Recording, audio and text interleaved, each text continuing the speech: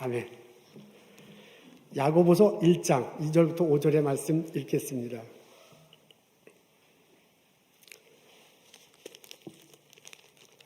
내 형제들아, 너희가 여러 가지 시험을 당하거든 온전히 기쁘게 여기라. 이는 너의 믿음의 시련이 인내를 만들어내는 줄 너희가 알미라. 인내를 온전히 이루라. 이는 너희로 온전하고 구비하여 조금도 부족함이 없게 하려 함이라.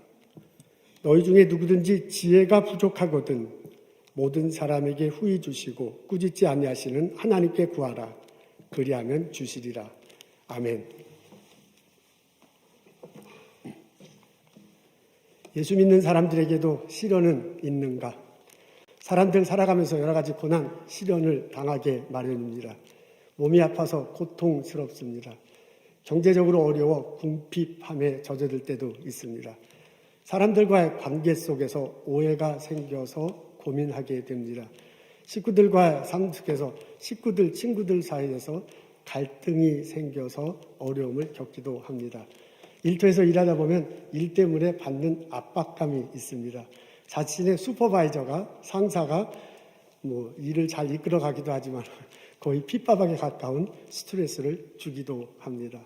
살아가다 보면 내가 무엇 때문에 살아가는지 의미를 찾지 못해서 방황할 수도 있습니다. 아니면 사건, 사고를 맞이해서 거의 죽을 뻔한 지경에 처하기도 합니다. 사람들에게는 고난이, 시련이 있습니다. 이런 시련이 예수 믿는 나에게도 있는가? 안타깝게도 우리에게도 시련은 있습니다. 모세가 40년 동안 어떻게 살아야 될지 몰라서 광야에서 방황한 적이 있습니다. 다윗은 왕이 될 것이라는 것을 알고 있었지만 왕이 되기 전에는 죽을까 봐 두려워서 쫓겨다니는 신세를 지내고만 했습니다. 히스기야 왕은 종교개혁을 일으켜서 구약에서 아주 높이 칭송받는 사람이지만 그분도 병에 걸려서 죽을 줄 모르는 그런 상황에 처해진 적도 있습니다.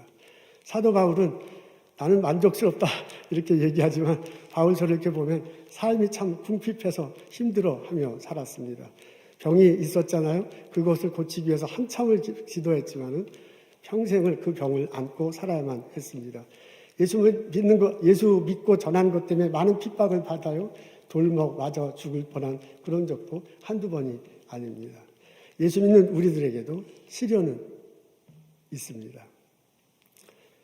오늘 저희들은 야고보서 1장의 말씀을 읽어요. 여기서 읽어보면 하나님께서 야고보를 통해서 예수 믿는 우리들이, 예수 믿는 내가 그 시련을 어떻게 이겨나갈 것인지를 말해줍니다. 2절과 3절 상반절에 이렇게 적혀져 있습니다. 우리 앞에 있을 텐데 다 같이 읽겠습니다. 시작. 여러 가지 시험을 당하거든 온전히 기쁘게 여기라. 이는 시련이 인내를 만들어내는 줄 알미라 했습니다.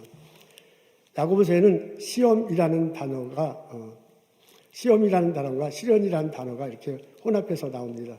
시험에는 성경에 나오는 시험에는 두 가지가 있습니다. 하나는 시련, 트라이얼에 관한 거고요. 또 하나는 유혹, 템테이션에 관한 내용입니다. 이 두 개가 히라보가 서로 다릅니다. 근데 한국어 번역에는 시험이라고 같이 이렇게 혼용해서 썼어요. 그래서 좀 헷갈리기도 합니다.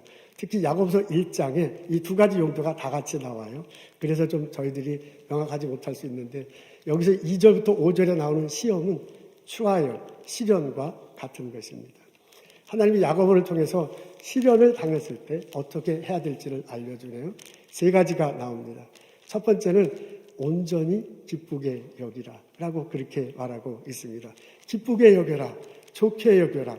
영어 성경을 보니까 pure joy라고 했어요. 그냥 joy가 아니라 pure joy라고 그렇게 나옵니다. 세 번역에 보면 더할 나위 없이 기쁘게 여기라고 합니다. 사실 시련을 당하는데, 어려움을 당하는데, 고통 속에 있는데 기뻐하기는 참 쉽지 않습니다. 근데 더할 나위 없이 기쁘게 여기라고 그렇게 야고보서를 통해서 우리에게 권면해 주고 있습니다. 근데 이게 실제로 우리 삶 속에서 내가 지금 어려운데, 힘든데, 아픈데 더할 나위 없이 거려하기는, 기뻐하는 게 참 쉽지 않습니다. 그래서 그거를 왜 이렇게 말하는지가 뒤에 나와요. 설명이 되어 있어요. 근데 처음에는 어쨌든 받아들이기 어렵잖아요. 그래서 이걸 농도를 좀 낮춰서 얘기하자면 절망하기가 쉽잖아요. 좌절하기가 쉽잖아요. 그렇게 하지 말고 희망을 가져라. 더할 나위 없이 기쁘기는 어렵지만은 절망하면 안 되니까 희망을 가져라 라는 수준으로 좀 농도를 낮춰서 받아들일 수 있을 듯 합니다. 하나님이 야고보를 통해서 말씀해 줍니다. 시련을 당할 때 희망을 잃지 말거라. 두 번째는 인내를 말하고 있습니다. 우리들이 시련을 당하게 되면 곧 당황스럽게 됩니다. 그래서 이 일을 어떻게 하면 해결할 수 있을까 해서 이것저것 막 해보다가 일이 더 엉켜가지고 더 오히려 우리를 힘들게 하기도 합니다. 그럴 때 좀 침착하는 게 좋잖아요. 그리고 그 문제를 자세히 바라보는 게 좋잖아요. 그리고 판단해 볼 때 이걸 빨리 내가 할 수 있으면 하는 거야. 혹은 다른 사람에게 부탁할 수 있으면 부탁해. 근데 어떤 일들을 보면 이것도 저것도 해서는 안 될 것들이 있잖아요. 지금 내가 금방 할 수도 없어. 다른 사람에게 부탁하기도 어려워. 이거는 시간이 지나야 해결될 수 있는 문제들이 있습니다. 어떤 것들은 이건 내가 도저히 할 수 있는 것이 아니다. 하나님께서 내 삶에 개입하셔서 인도해 주기 전에는 이 문제가 해결이 안 된다라고 판단되는 것들도 있거든요. 그런 경우에는 나는 기다려. 하나님의 때가 있으니 하나님이 하시는 방법이 있으니 그 방법대로 하나님의 때 하실 거다라는 생각을 가지고 기다릴 수 있습니다. 그걸 인내로 표현했어요. 성급하게 더들지 말고 막 하다가 안 돼가지고 막 좌절하지 말고 좀 참고 기다리는 것이 좋겠다라고 하나님이 야고보를 통해서 말해줍니다. 세 번째는 지혜를 말하고 있습니다. 야고보서 1장 5절에 보면 너희가 지혜가 부족하거든 모든 사람에게 지혜를 주시고 꾸짖지 아니하시는 하나님께 구하라. 그리하면 얻으리라. 라고 그렇게 적혀 있습니다.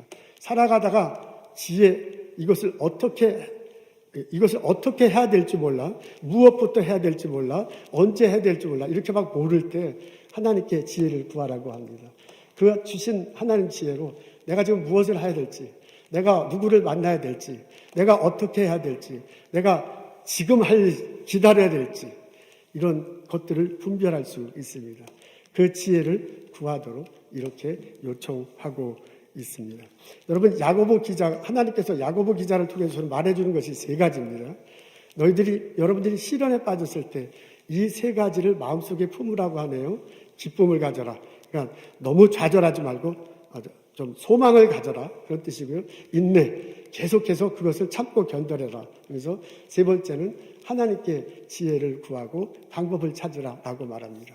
이 세 가지가 혼합될 때, 이 세 가지가 엮여서 우리가 시련에 빠졌을 때도 헤쳐나갈 수 있을 것이라고 하나님이 야고보 기자를 통해서 말해 줍니다.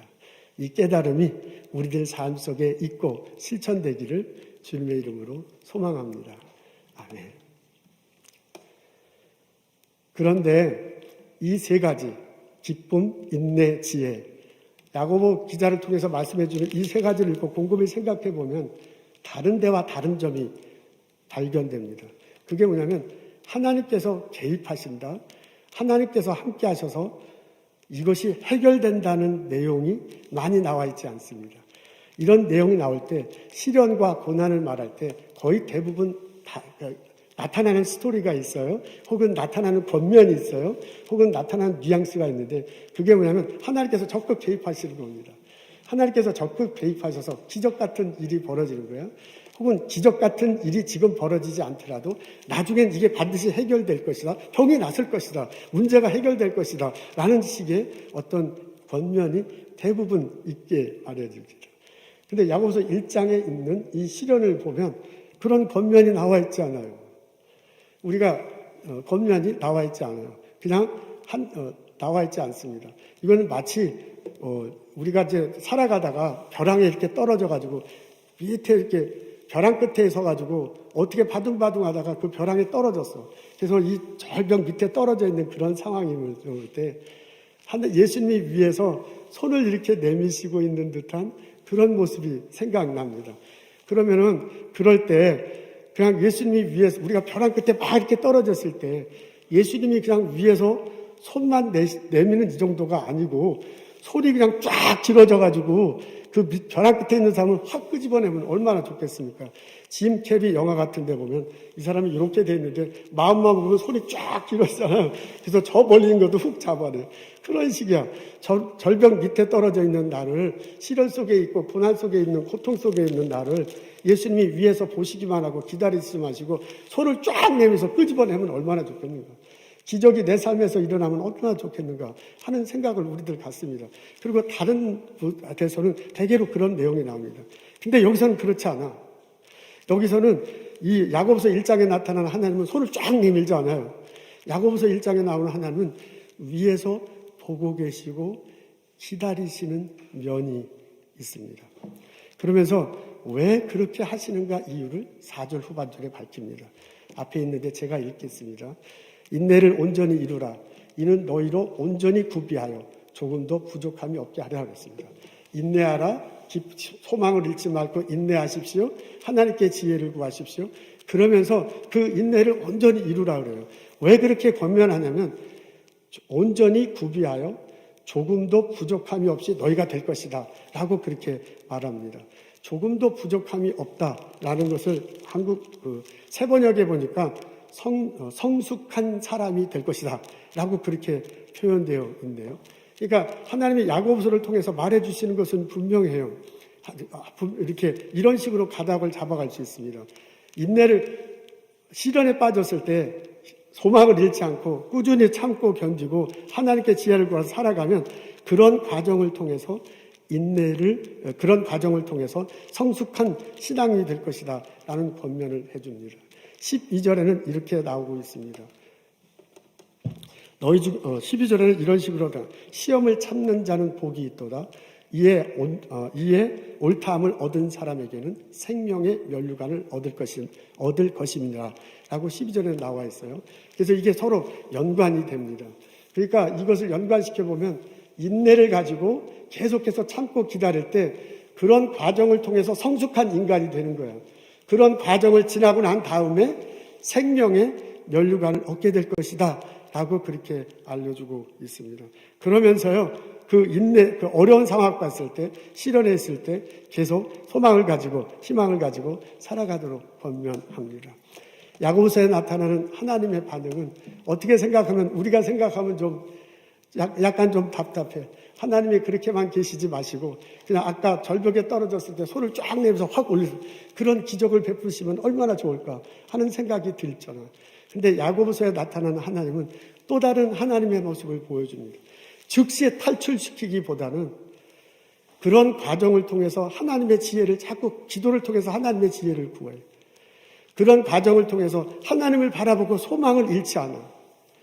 그런 과정 속에서 스스로 어떻게든 이겨나가려고 하면 그렇게 이끌어가는 하나님의 모습을 발견할 수 있습니다. 그 과정을 통해서 내가 성숙한 인간이 됩니다. 그 과정을 통해서 우리가 하나님 앞에 섰을 때 생명의 면류관을 얻게 될 것입니다. 이런 야고보의 가르침이 나의 가슴 속에 분명히 박히고 내 삶 속에 똑똑히 실천되기를 주님의 이름으로 축원합니다.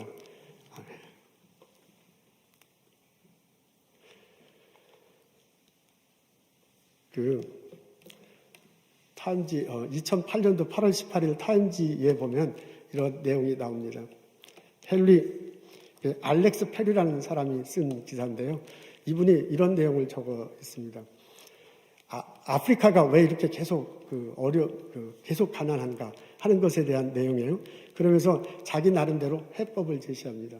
뭐라고 하냐면 너무 다른 나라에서 프리 푸드 그냥 무상 원조를 너무 많이 해줘서 아프리카가 이게 계속 가난하다라는 게 이 사람의 주장입니다. 그러면서 에티오피아 예를 들었습니다. 2008년에도 어김없이 에티오피아에는 그 가난과 그 빈곤이 이렇게 막 닥쳐왔대요. 날씨가 좋지 않아서 특히 더 그때 그랬는가 봅니다. 그래서 4,600만 명이 에티오피아 그때 당시에 살았다는 인구라는데 그 사람들이 거의 막 굶어 죽을 상황이 됐습니다. 그 중에 7만 5천 명의 어린아이가 영양실조에 걸려서 이건 뭐 거의 이제 재구실을 못하는 이런 수준이 됐습니다. 이러니까 서방 국가에서 이게 막 무상 이제 원조를 해주는 거예요. 이때 2008년도에 미국에서 8억 불에 달라는 원조를 해줬답니다.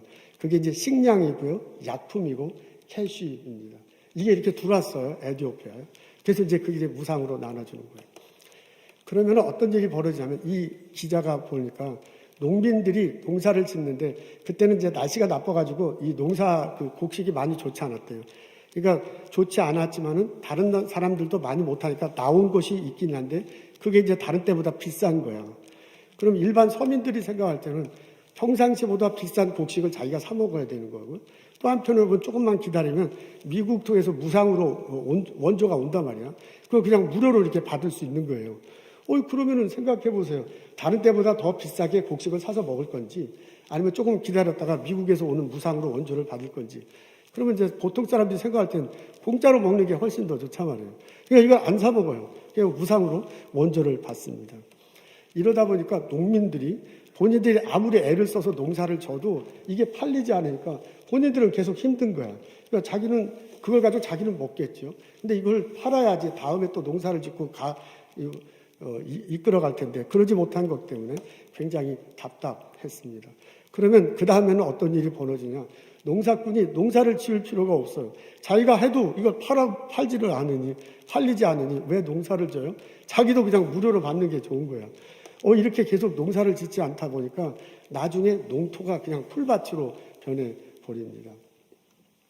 풀밭으로 변해버립니다. 그러면서 이제 나라는 점점점 어려워져요. 지금 앞에 사진 한 장 볼 텐데 저 사진이 아이가 죽어가지고 삼촌이 이렇게 하고서 묻으러가는 거예요.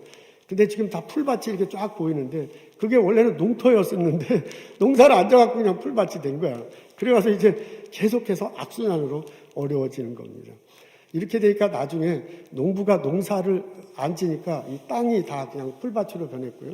농사를 계속 안 지니까 어떻게 농사를 짓는 기술을 잃어버려요. 근데 이제 아버지 삼촌들이 그러니까 젊은 아이들도 농사를 지으려고 하지 않고 농사 짓는 기술을 잃어버려. 그래서 나중에 청년이 돼서 어떻게 먹고 살려면 딱 길이 두 가지 돼요. 하나는 정부군에 들어가거나 또 하나는 반란군에 들어가는 거야. 그리고 군대에 들어가면 어쨌든 먹고 살 길은 있는 거야. 그래서 들어가서 먹고 살고 싸우다가 죽는 게 에티오피아의 젊은 청년들이 하는 일이다. 이 사람이 이렇게 분석한 건 그래요. 그래서 뭐냐면 무상 원조 해줘는 안 된다. 그리고 이제 대안을 제시하는데 그게 뭐냐면 원조가 오더라도 그걸 막 나눠주는 게 아니라 일을 하도록 해야 돼요. 일을 하면 그 일한 만큼 쌀을 주든가 돈을 주든가 가지고 뭐 일할 바리를 마련해야 될 것이다. 그래야 에티오피아가 살 길이다. 라는 게 이 사람의 논조입니다. 이 글이 오래전에 나온 건데요. 그 글을 읽고 오늘의 본문을 곰곰이 생각할 때 하나님의 마음이 느껴집니다. 하나님께서 우리들에게 우리가 시련 속에 있을 때, 고난 속에 있을 때 가서 얼른 그냥 구출해 줄 때 있습니다. 그렇게 해주고 싶은 마음도 있습니다. 근데 그 하나님이 때때로 우리가 시련 속에 있더라도 관감히 보고 계시고 기다리고 계실 때도 있습니다. 그렇게 해서 내가 구렁텅이에 빠진 내가 하늘을 바라보고 저 위에 있는 하나님을 바라보고 희망을 잃지 않는 거야. 그리고 그 하나님께서 나를 보고 계시다, 나를 인도하신다라는 생각을 가지고 조금씩 살아나가는 거예요. 그렇게 함으로써 내가 신앙적인 면에서 성숙한 신앙인이 돼요. 그렇게 함으로써 나중에 예수님 앞에 섰을 때 생명의 면류관을 얻게 될 것이다 라는 가르침으로 받아들이고 해석할 수도 있다 그 말입니다. 여러분, 이스라엘 백성들이 애굽을 탈출할 때 하나님이 처음부터 끝까지 모든 걸 다 도와준 것 아니에요. 이스라엘 백성들이 스스로 헤쳐나갈 것도 참 많았습니다. 홍해바다 건널 때 이스라엘 백성이 한 것은 아무것도 없었습니다. 앞에는 홍해바다, 뒤에는 애굽 군대야. 거기서 이스라엘 백성이 한 게 뭐 있어요? 아무것도 할 수 없었어요. 하나님께서 바다를 갈라주시고요. 그것을 건너가게 하시고 살려주셨습니다. 근데 모든 일이 다 그렇게 된 건 아니거든요. 출애굽기 17장에 보면 아말렉 군대하고 싸우는 장면이 나와. 그때 모세와 아론과 훌은 산 위에 가서 기도하잖아요. 그리고 여호수아와 젊은 사람들은 나가서 싸우는데 하루 종일 싸워.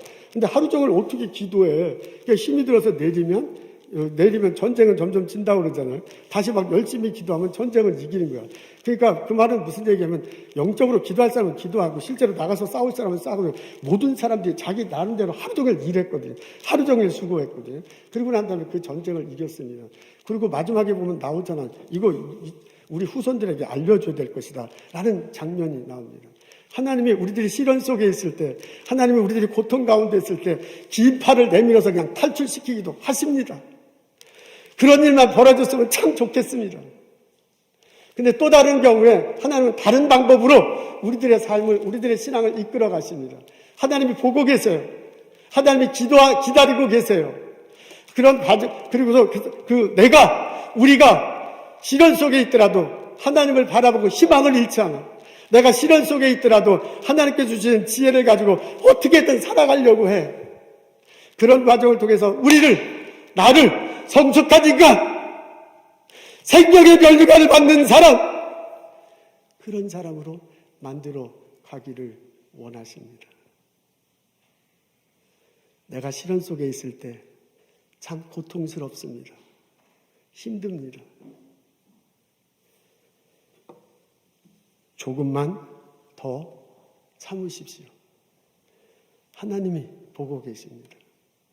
조금만 더 앞으로 위로 올라가십시오. 하나님께서 기다리고 계시고 그분도 말할 수 없는 탄식으로 나를 위해서 기도하고 계십니다. 조금만 더 앞으로 위로 올라가십시오. 그 과정을 통해서 내가 성숙한 인간이 되고 내가 하나님 앞에서 생명의 면류관을 받게 될 것이고 나를 통해서 누군가가 예수를 알고 나를 통해서 누군가가 살아나는 역사가 벌어질 것입니다.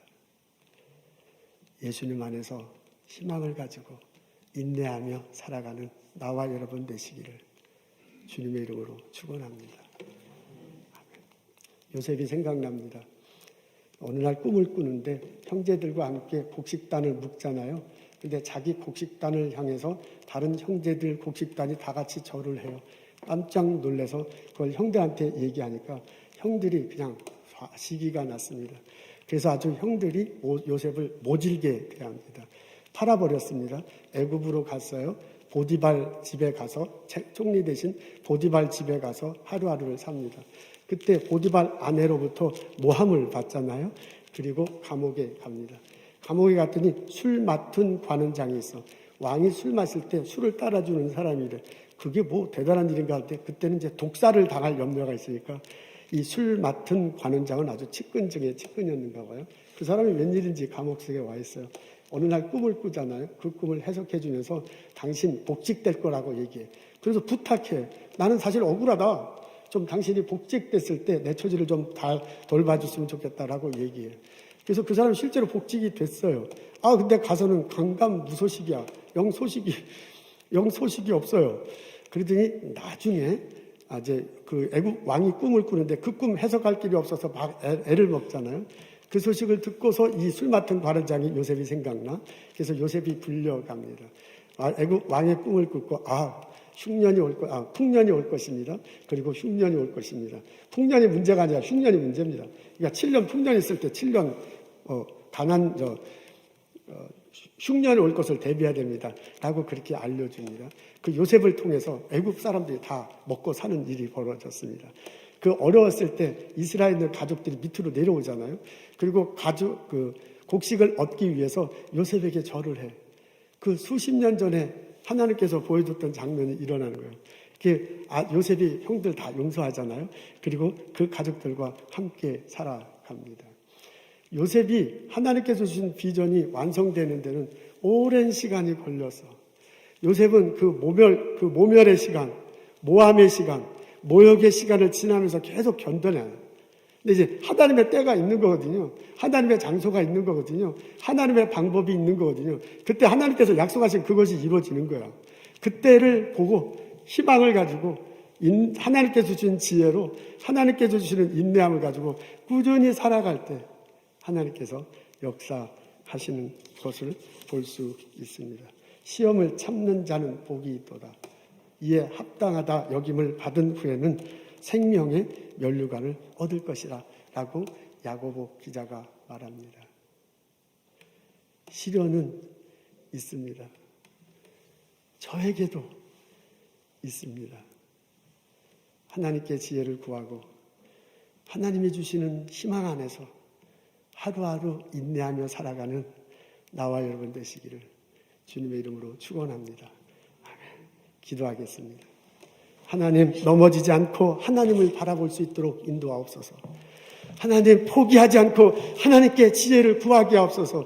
하나님께서 주시는 은혜로 희망을 잃지 않고 하나님께서 주시는 힘으로 하루하루 인내하며 살아갈 수 있도록 주님 축복하옵소서. 질병 때문에 고통스러워하는 형제자매들 있습니다. 물질적인 어려움 때문에 궁핍한 가운데 울부짖는 사람들 있습니다. 사람들과의 관계 속에서 오해받아서 몸부림치는 사람이 있습니다. 식구와 이웃들과의 갈등 속에서 고통스러워하는 사람이 있습니다. 내가 왜 사는지 무의미해. 하루하루 전혀 생각지 못하는데 죽을 것 같은 일이 막 벌어져. 이런 시련 속에서 하루하루 발버둥 치며 살아가는 저희들 보시옵소서. 왜 내게 이런 어려움을 줍니까? 언제 끝납니까? 이것을 통해서 내가 무엇을 알아야 됩니까? 질문하고 고통스럽게 기도하는 우리들 들어주시옵소서. 하나님이 지혜를 주시고 하나님이 소망을 주시고 하나님이 힘을 주셔서 참고 인내하며 이루어 나아가며 살아갈 수 있는 저희들 되도록 주님 축복하옵소서. 감사합니다. 예수님 이름으로 기도합니다. 아멘.